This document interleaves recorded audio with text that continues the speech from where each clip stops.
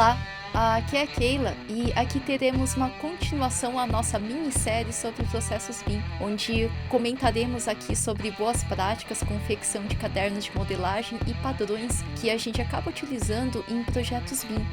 Antes de a gente entrar no conteúdo, no entanto, caso você ainda não seja inscrito no canal, eu lhe convido a estar clicando no botão abaixo para se inscrever e você pode também estar curtindo, compartilhando e comentando neste vídeo.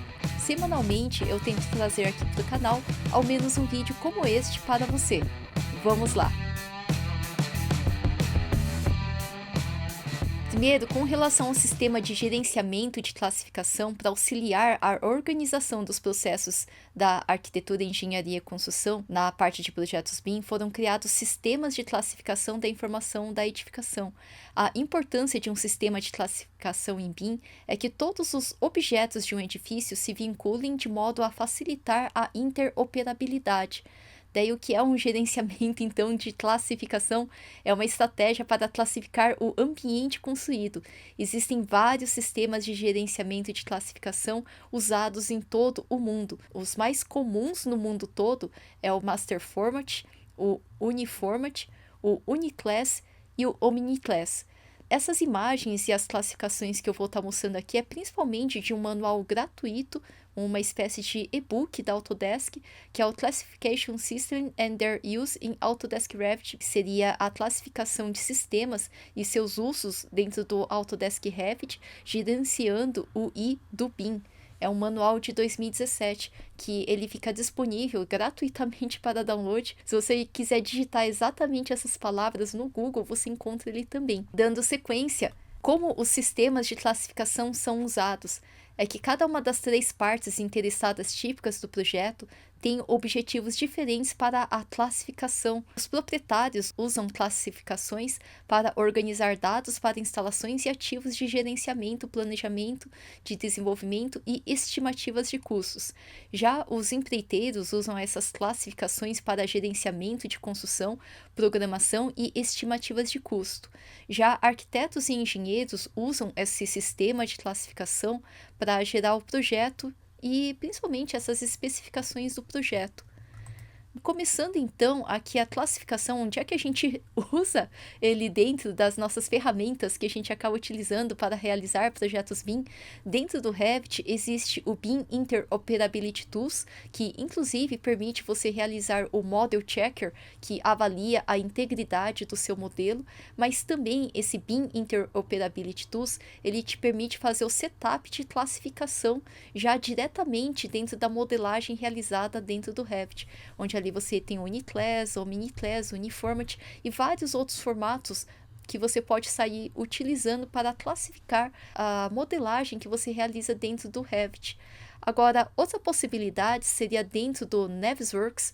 Você tem também dentro do Quantification Workbook a capacidade de você trazer um catálogo do pessoal ali da CSI, ou então do Uniformat, ou algum outro tipo de catálogo próprio seu, salvo em arquivo XML, que você pode estar importando para organizar a quantificação dentro do teu projeto. Daí dentro do Navisworks ele seria acessado exatamente dessa forma.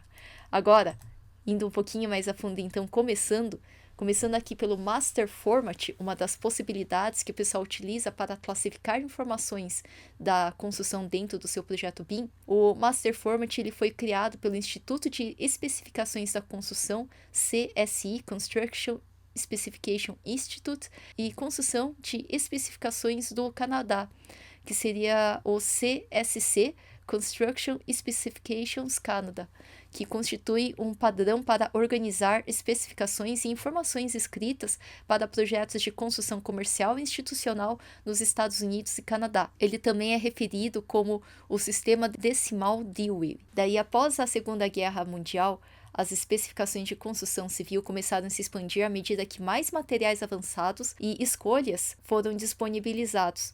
Daí o CSI ele foi fundado em 1948, logo após a Segunda Guerra, e começou a tratar da organização das especificações e um sistema de numeração.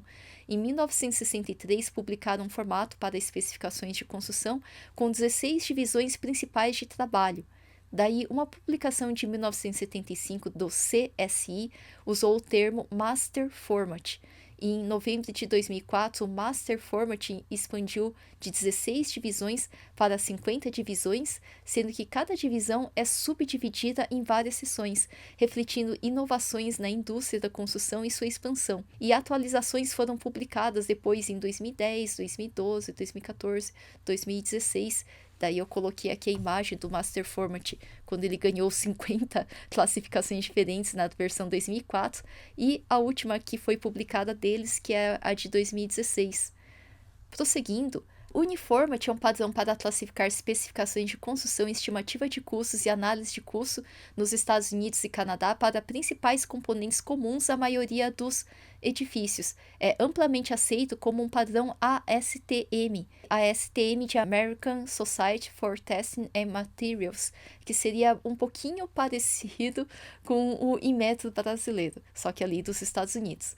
Daí a Hanscom Associates desenvolveu um sistema chamado Master Cost em 1973 para o American Institute of Architects, o AIA, e os Serviços Gerais de Administração dos Estados Unidos, o GSA, e também o US General Services Administration, que é responsável pelos edifícios governamentais e que também desenvolveu o sistema. Daí o AIA e o GSA concordaram em um sistema e o nomearam como Uniformat. E o Uniformat nasceu então desse conjunto desenvolvido inicialmente pelo Hanscom, em conjunto com o AIA e o GSA. Em 1989 veio o Uniformat 2 e em 1995 o CSI e o CSC revisaram o Uniformat, que agora é uma marca comercial da CSI e CSC e foi publicada mais recentemente em 2010. E o Uniformat nível 1, ele utiliza letras de A a G para subestrutura, fachada, interiores, serviços, equipamentos imóveis, construção especial e demolição, trabalho de canteiro e de obras. E já os subníveis 2 e 3 englobam números de 2 dígitos, como por exemplo a ramificação em A1010 para fundação padrão, A1020 para fundações especiais e assim por diante, seguindo essa letra da classificação geral e as sequências de 2 dígitos para subcategorias, subníveis. E esse seria o famoso Uniformat. Daí a gente tem agora os padrões do Uniclass também, do pessoal ali da National Building Specification, ali do Reino Unido, que é originário de lá e foi produzido pelo Comitê de Informação de Projetos da Indústria da Construção, o Construction Industry Project Information Committee, e Especificação de Construção Nacional, da NBS National Building Specification. Ele foi lançado inicialmente em 1997 e o Uniclass ele permite que as informações do projeto sejam estruturados de acordo com um padrão reconhecido e abrangente. O Uniclass 2015 ampliou significativamente o escopo da versão anterior e foi estruturado para estar de acordo com a ISO 12006-2, Construção Civil, Organização de Informações sobre Obras de Construção, Parte 2, Estrutura para a Classificação. Isso significa que o Uniclass 2015 é particularmente adequado para o uso em um contexto internacional. Daí cada código consiste de 4 ou 5 pares de caracteres, sendo que o par inicial identifica qual tabela está sendo usada e emprega letras. Os 4 pares a seguir representam grupos, subgrupos, seções e objetos em pares de números. Até 99 itens podem ser incluídos em cada grupo, permitindo bastante espaço para a inclusão. Ou seja, é um padrão aberto e internacional ali criado pelo pessoal da NBS ali no Reino Unido. E uma ideia semelhante aconteceu com o Omniclass. O Omniclass Construction Classification System, também chamado de OCCS, ele é útil para muitas aplicações de organização de materiais de biblioteca e informações do projeto, como a estrutura de classificação para bancos de dados. Ele incorpora outros sistemas de classificação atualmente em uso como base de muitas de suas tabelas, daí o Master Format para resultados de trabalho e o Uniformat para elementos e cooperação de informação eletrônica de produtos, também chamada de EPIC, Electronic Product Information Cooperation, e uma base padronizada para a arquitetura, estrutura e construção norte-americana. A AEC ali realizada nos Estados Unidos ao longo de todo o ciclo de vida da instalação, desde a concepção até a demolição ou reutilização, englobando todos os diferentes tipos de construção. Segue a estrutura internacional também estabelecida na Organização Internacional para a Padronização ISO, do relatório técnico 14.177, Classificação de Informações na Indústria da Construção, de julho de 1994, e segue também o ISO 12006, parte 2, Organização de Informações sobre Obras de Construção, envolvendo a parte 2, Estrutura para a Classificação. O Mini-Class ele é um padrão aberto e extensível, disponível e focado na terminologia e prática norte-americana, mas compatível com os padrões e sistemas de classificação internacionais apropriados. Ele consiste de 15 tabelas, cada tabela pode ser usada de forma independente. Daí, com relação a outros sistemas, tanto o Uniclass quanto o Omniclass extraem suas definições e conceitos da tabela da ISO 2006, parte 2. Eu coloquei até uma tabela aqui do lado como mera comparação da tabela ISO 12006, parte 2 de 2015 com o Uniclass 2015 e o Omniclass de 2013. Tem aqui as tabelas equivalentes listadas aqui do lado.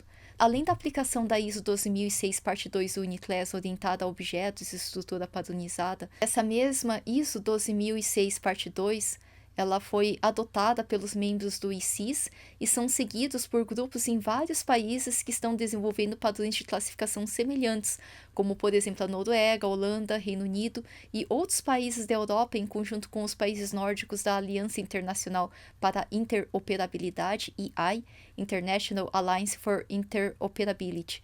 Daí, no Japão, a JASIC, Japan Construction Information Center, ela também se embasou no Omniclass. Daí, no Brasil, a BNT-NBR 15.965, que trata do Sistema de Classificação da Informação da Construção, ela também segue a ISO 12006-2. Ou seja, se você tem algum sistema que já roda em Omniclass, daí, neste caso, o ajuste é mínimo em relação a padronização da NBR 15.965, que também opera com base na tabela da ISO 12006, parte 2. Dando sequência, então, a gente tem também a preocupação com os entregáveis BIM, que envolve o que é produzido pelo respectivo membro do projeto em diferentes estágios de um projeto para atender um conjunto de objetivos BIM. Cada entrega ela consiste em um conjunto de elementos do modelo BIM e cada elemento é uma representação digital das características físicas e funcionais de um componente de construção real.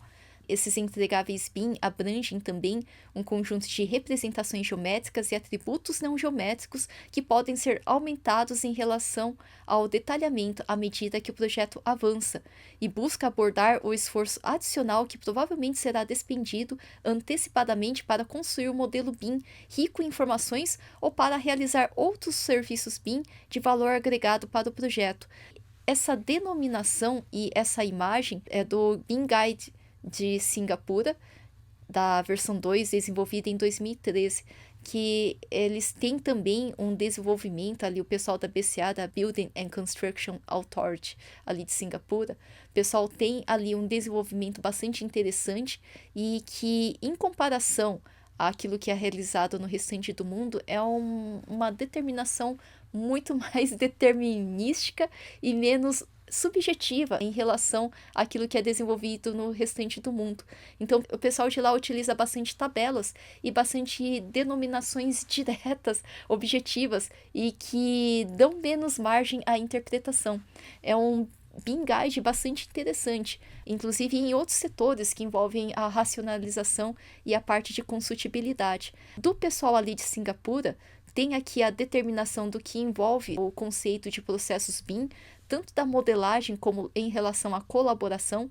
O gráfico também é do Singapore BIM Guide, da versão 2, que envolve o processo BIM, envolve como se dá o processo e as etapas executadas para criar e compartilhar as entregas BIM em diferentes estágios do projeto, o conjunto de possíveis diretrizes de modelagem para orientar os membros de projeto na criação das entregas BIM em diferentes estágios do projeto, conjunto de procedimentos de colaboração possíveis para ajudar os membros do projeto a compartilhar as entregas do BIM com outros membros do projeto em diferentes estágios. A gente tem aqui um exemplo de um gráfico de criação de modelo, daí por seus respectivos autores da disciplina 1, disciplina 2 e disciplina N. Daí a gente tem as checagens de qualidade que podem ocorrer ali em relação à vinculação de coordenação, tanto do modelo autoral como em relação a seus usuários.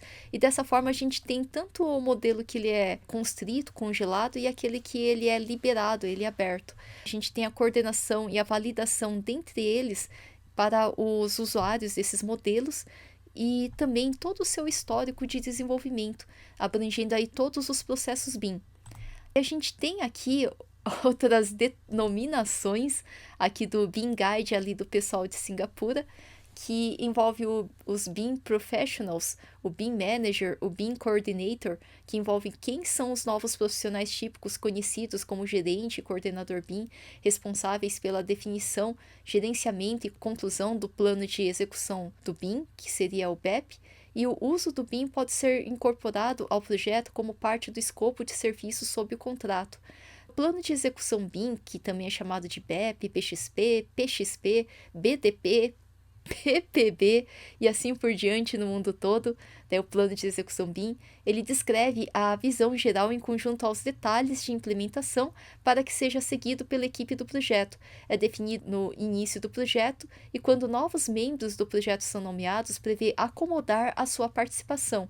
Um plano de execução BIM, ele ajuda o empregador e os membros do projeto a documentar as entregas e processos BIM acordados para o projeto. Aqui a gente tem um exemplo, que aqui é do AEC BIM Protocol da versão 2, ali do pessoal do Reino Unido, da NBS, que a gente tem uma exemplificação de papéis, de funções ali do BIM Manager, do BIM Coordinator e dos modeladores BIM em relação à colaboração com objetivos, pesquisa, workflow, fluxo de trabalho, standards, padrões, implementação, treinamento, na execução do planejamento, auditar, verificar, assegurar ali de certa forma o modelo, a coordenação do modelo, a coordenação de criação de conteúdos também, daí a modelagem e o trabalho de produção de desenhos. Daí a gente tem a atribuição ali, pelo menos determinada ali pelo pessoal do Reino Unido, como se daria a distribuição desses papéis, daí Y significa yes e N significaria não, né? Que a pessoa não seria responsável por esse tipo de desenvolvimento, onde a gente tem a concentração da produção ali nos modeladores BIM, de gestão aqui na parte dos BIM Coordinators e também ali os BIM Managers, geralmente realizando papéis mais estratégicos nessa implementação, nessa adoção do BIM dentro do escritório. Daí a gente tem também que o plano de execução do BIM, né, o BEP, nele, o empregador e os membros do projeto podem compreender claramente os objetivos estratégicos para a implementação do BIM no projeto, compreender suas funções e responsabilidades para a criação, manutenção e colaboração do modelo em diferentes estágios do projeto, desenhar um processo adequado para a participação da implementação, descrever recursos e serviços adicionais que podem ser necessários, fornecer um plano de linha de base para medir o progresso ao longo do projeto. Isso aí de acordo com o guia da BCA.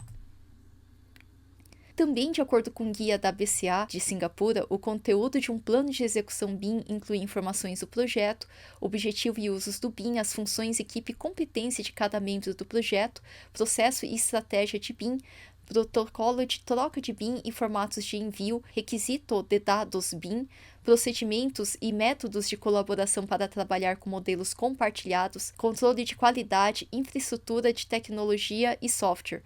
O plano de execução BIM pode ser anexado com informações adicionais para facilitar que membros adicionais se juntem ao projeto em estágios posteriores. As atualizações do BEP devem ser feitas com a permissão do contratante ou de seu gerente BIM nomeado e não devem ir contra as condições do contrato principal. Com relação aos entregáveis BIM, algumas características típicas envolvem o modelo do terreno e sua implantação, estudos de massas, modelos arquitetônicos e estruturais e MEP para envio regular e coordenação e análise de conflitos, visualização e também para a estimativa de custos. O cronograma, material, tempo, serviços, etc. e programa de fases, BIM ou planilhas, daí modelo de construção e fabricação, planejamento de compras e liberação para obras, modelo as-built, como executado, daí dados para gerenciamento de instalações, que seria a parte de Facilities Management, e outros serviços BIM de valor agregado adicional. Daí atributos de elementos BIM envolvem um aspecto importante do BIM, que é a capacidade de conter informações no modelo que podem vir em formas geométricas e não geométricas. Aqui também imagem e informações do Guia BIM de Singapura, em que exemplos geométricos de atributos geométricos envolvem tamanho, volume, forma, altura, orientação, e exemplo de atributos não geométricos envolvem dados do sistema, dados de desempenho, conformidade regulatória, especificações e custo. Recomenda-se que os atributos de um elemento BIM sejam determinados para atender ao uso pretendido, a fim de evitar especificações excessivas ou desnecessárias. E o pessoal ali recomenda algumas referências, como matriz de objetos, ali do pessoal do CFM, ali dos Estados Unidos, e também o LOD, o Level of Development, desenvolvido ali pela BIM Forum. Continuando, exemplos de estágios do projeto BIM envolvem na fase inicial do projeto. A gente tem aqui uns exemplos, como aqui a estaca, que ela não foi modelada ainda devido à falta de informações. Já numa fase adiante, a gente detalha um pouquinho mais os detalhes, por exemplo, da estaca são desenvolvidos a partir da análise e projeto estrutural. O bloco das estacas são modelados com precisão e localizados no projeto BIM, e detalhes como vergalhões podem ser usados para complementar o modelo BIM. Agora, durante a fase de construção, informações mais detalhadas são modeladas para estacas. Os vergalhões podem ser representados em 3D, não somente como anotações, e também é aceitável representar os detalhes bidimensionais para facilitar quantificação, orçamentação, compra e liberação. Então, a gente tem uma gradação desde somente pontuar sua localização, até mesmo desenvolvimento das suas dimensões e até mesmo uma especificação ainda maior, de acordo com o estágio de desenvolvimento do projeto. Pensando nisso, a gente tem a questão de que é essencial que os projetistas BIM relacionem os resultados dos entregáveis BIM com as práticas 2D atuais, porque não é porque a gente tem a possibilidade de modelar em 3D que a gente vai sair fazendo somente belíssimas maquetes eletrônicas, desprovidas de informações documentadas, como sempre foi até hoje. Então, fazendo um paralelo, quando a gente tem a concepção de projeto, que seria semelhante ao anteprojeto brasileiro, envolve essa fase de delinear permissão de planejamento, a viabilidade do projeto e seu programa de necessidades. Geralmente, dependendo da escala ali de implantação, varia o desenho desse projeto, pelo menos ali em Singapura, na escala de 1 para 200, 1 para 1000, a escala desse tipo de intervenção, que envolve estudos de massa de edifícios ou outras formas de representação de dados com dimensões indicativas, área, volume, localização e orientação. A gente saindo desse anteprojeto, a gente passa por um desenho esquemático que envolve a ideia de a gente realizar os estudos preliminares. Envolve a aprovação de planejamento, aprovação em prefeitura, no caso do Brasil, projeto e construção da documentação de concursos e licitações, e geralmente nesse primeiro estudo preliminar, pelo menos ali em Singapura, o pessoal apresenta na escala 1 para 200. Envolve sistema ou componente de construção generalizado com dimensões, forma, localização, orientação e quantidade aproximadas. Pode incluir propriedades, inclusive geométricas ou não geométricas. Continuando os exemplos de resultado BIM em diferentes estágios, a gente tem um projeto detalhado. Aqui no Brasil a gente define como projeto básico, que envolve a aprovação do plano de construção, documentação de projeto para construção ou documentação de projeto a ser licitado e construído, que seria o Design, Bid e Build. Ali em Singapura, ali o pessoal desenha esse tipo de projeto na escala também, que é 1 para 200, e é uma versão mais detalhada de um sistema ou componente de construção com dimensões, forma, localização, orientação e quantidades precisas. Propriedades não geométricas devem ser fornecidas. A gente tem um detalhamento maior ali no projeto para a construção, que é o projeto executivo aqui no Brasil, que envolve inclusive preocupações com a consultibilidade e a fabricação. A gente tem um desenvolvimento desse tipo de projeto em ampliações, por exemplo, 1 para 5, e a escala mais reduzida que existe seria a escala 1 para 100. Daí o elemento BIM ele é modelado com detalhes completos de fabricação e modelagem, quando aplicável ou útil para obras de construção. Caso contrário, os detalhes podem ser representados em desenhos CAD 2D para complementar o nível de detalhe do estágio anterior. Daí a gente prosseguindo, a gente tem o projeto como construído, as build, que ali fora envolve o desenvolvimento do TOP e do CSC, que seria o Temporary Occupation Permit ou o Certification of Statutory Completion. Daí seria a fase em que é validado o as-built final. Geralmente ele é realizado na escala 1:100 e o elemento BIM ele é semelhante em nível de detalhe ao estágio de projeto detalhado, mas atualizado com as mudanças durante o estágio de construção. Daí o TOP, esse Temporary Occupation Permit, ele permite que as propriedades vivam em um empreendimento residencial, apesar de certos ambientes ainda estarem incompletos. Nesse caso, esse TOP ele é opcional. Já o Certificado de Conclusão Estatutária, o CSC, ele permite que o empreendimento seja legalmente ocupado quando concedido essa espécie de habite-se. A gente tem a gestão de instalações, que envolve OIM, a operação e manutenção. Geralmente envolve projetos desenhados na escala 1:50, pelo menos lá fora, ali em Singapura. E o elemento BIM ele é modelado como um sistema ou componente de construção real construído, e é uma representação fiel, como se fosse um gêmeo digital do edifício concluído. A gente tem o modelo ali que foi edificado e a gente tem o modelo digital que ele é utilizado para realizar essa manutenção em relação ao objeto edificado.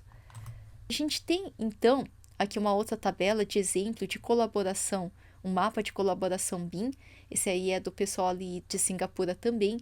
A relação do empregador, do arquiteto, dos engenheiros e dos contratantes aqui em relação ao projeto conceitual, ao design esquemático, a sua construção, as build facilities, em relação a cada fase, qual que é o papel de colaboração de cada um desses atores participantes desse processo. A gente tem também aqui um apêndice que também é da BCA, de elementos típicos por disciplina, ali de site model, ali de paredes, daí aqui é com relação aos elementos da arquitetura, mas tem na sequência também uma continuação com relação aos elementos de estrutura, com relação aos elementos que são específicos da disciplina MAP, tem ali especificado que deve conter em relação à parede, por exemplo, a especificação entre interior e exterior, aquelas que não são estruturais, aquelas lá que usam tijolos, blocos, quando é curtain wall, seria a parede cortina com montantes, e a relação de perfis e vidros utilizados. Então, tudo isso aqui especificado em relação a cada categoria específica daquela disciplina. Isso aí é do BIM Guide de Singapura. Aqui eu trouxe só o de arquitetura, mas tem também das outras disciplinas de instalação. Aqui a gente tem um outro requisito no apêndice ali do pessoal de Singapura, que é em relação aos objetivos e responsabilidades. O pessoal ali faz uma matriz em que é colocado ali diferentes questões e de objetivos em relação à pessoa responsável BIM Manager e também a cada disciplina, se é arquitetura, se é estrutura, se é MAP e assim por diante, se é FM, e ali em relação ao autor do modelo ou se é somente usuário deste modelo. O pessoal tem essa matriz básica para que seja realizado uma listagem de objetivos e responsabilidades desde a fase de concepção de projeto, de anteprojeto, até a parte de Facilities Management. A gente tem aqui algumas opções, por exemplo, da coluna de BIM Manager, ela ser opcional, mas que seja especificado em relação a cada objetivo de projeto, as responsabilidades e atribuições. A gente tem também aqui um outro exemplo, esse daqui é do BIM Protocol do pessoal ali do Reino Unido, pessoal da NBS, da National Building Specification, em que há uma interação entre o modelo de arquitetura, o modelo de estrutura, o modelo MAP, relação de compartilhamento e atualização dos modelos, e em muitos casos, quando o modelo é muito grande também, a relação dos submodelos, com indicativa de propósitos, e essa área compartilhada mostrada como uma área única, ela pode ser sincronizada de diferentes localizações por cada um dos participantes desse processo. Tem aqui uma questão também que entra nessa preocupação de caderno de modelo BIM ou caderno de modelagem, que seria a própria metodologia de modelagem, que ela vem desde o modelo inicial criado para concepção de colocação, de certa forma, dos componentes, que avança em direção à substituição daqueles componentes mais conceituais para uma gradação de detalhamento maior e progressivo. Daí isso a gente tinha visto que acontece no manual de Singapura e acontece aqui no manual da NBS ali do Reino Unido também, em que há uma ideia de uma metodologia de desenvolvimento de modelo que deve ser desenvolvida desde estágios mais preliminares para habilitar o rápido desenvolvimento do modelo e permitir que modelos maiores sejam criados com baixos requisitos de software. Em nível conceitual de anteprojeto, elementos devem ser utilizados como placeholders, como substitutos. Só depois os materiais e componentes serão especificados e detalhados conforme o projeto progride em detalhamento de informações. Ou seja, quando você começa a primeira ideia de projeto, não tem problema nenhum você começar inclusive com uma parede genérica. Porém, conforme você avança o desenvolvimento, o detalhamento deste projeto, você pode incluir mais adiante mais informações nela, seja ali as camadas de revestimento, como também a determinação daquilo que precede esse tipo de revestimento, e até mesmo em vez de você só pontuar mais ou menos onde vai ficar ali o layout de distribuição daquele ambiente, efetivamente você validar essa distribuição através de um detalhamento maior de informações e especificações, é claro. Então você não parte com o projeto pronto, você parte com a primeira ideia, que é mais conceitual, e depois você substitui esses placeholders, esses substitutos iniciais, pela sua versão final. Agora, também a gente tem a preocupação, é claro, não somente porque isso aqui é uma maquete eletrônica belíssima que a gente obtém de brinde com o desenvolvimento de um projeto BIM, mas a gente pensando nisso, a gente não pode estar se descuidando também com a informação de detalhamento. E detalhamento muitas vezes é mostrada numa folha de impressão através de elementos de anotação que muitos deles são bidimensionais. Então há uma certa preocupação também, além da modelagem, com a documentação de projeto, que envolve componentes de detalhe, componentes repetitivos, máscaras e regiões rachuradas, identificadores, notas-chave, texto e detalhamentos, linhas de detalhe para melhorar a apresentação final deste detalhamento. Então a gente tem aqui somente o elemento modelado com informações de rachura do material, por exemplo, e aqui a gente tem aqui uma composição já com linha de detalhe, com região mascarada, com componentes repetitivos que ajudam a compreensão do projeto ali, naquele pequeno detalhe, né, que foi ampliado para estar mostrando ali como esses elementos serão executados. Tem também essa ideia de que a gente tem através desse modelo 3D as vistas do projeto BIM e através dele a gente consegue estar compondo, compilando a documentação de apresentação desse projeto, a sua publicação. Tem também gente que às vezes se exporta para AutoCAD, tanto os desenhos como também as tabelas, e neste caso exportar dados de BIM para finalizar no CAD meio que nega as vantagens do BIM para propósitos de coordenação e, se possível, deve ser evitado. O modelo 3D desenvolvido, entretanto, deve ter a mesma aplicação de anotações e detalhamentos que uma base 2D possua. Dados BIM envolvem integridade de exportações em um ambiente BIM e precisa ser verificado em relação à precisão de informações. Um projeto BIM compartilhado deve usar sistemas de coordenadas do mundo real, ser produzido com reais dimensões, adotar o sistema de coordenadas do projeto em todos os arquivos BIM, garantindo que sejam corretamente referenciados entre si sem a necessidade de intervenção. Para obter esse resultado, modelos devem ser construídos sempre próximos do centro, próximo do center point, o zero de modelagem, e a unidade de trabalho deve ser acordada e utilizada entre projetos. E o manual AEC do Reino Unido, por exemplo, adota o milímetros com 2 casas decimais. A gente tem a convenção de anotações aqui do BIM Protocol, ali do Reino Unido. Eles têm protocolos de utilizar sempre a fonte Arial Narrow, com especificação em relação ao tamanho do texto, utilizado também esse mesmo texto em identificadores e convenção de cotas. A gente tem aqui a denominação de nomenclatura de texto. Quando você dá editar tipo duplicar, você vai usar Arial Narrow, mas aí você pode também, quando é Dimension, tá determinando na sequência, na nomenclatura, o string type, se é contínuo, se é baseline, se é ordinate, se você vai usar o tiquezinho, ou a bolinha, ou o fillet dot, o tiquezinho que você vai utilizar a setinha, a marquinha. Daí também a unidade, por exemplo, aqui está cotada em milímetros, e a descrição dessa cota muitas vezes também entra no nome desse elemento. Também de acordo com o standard ali do Reino Unido, para padronizar a modelagem, daí o pessoal tem também uma determinação em relação a linhas, também aqui ao tamanho do texto e também a simbologia que é utilizada nesse projeto, seja para eixos, para corte, para nível e assim por diante.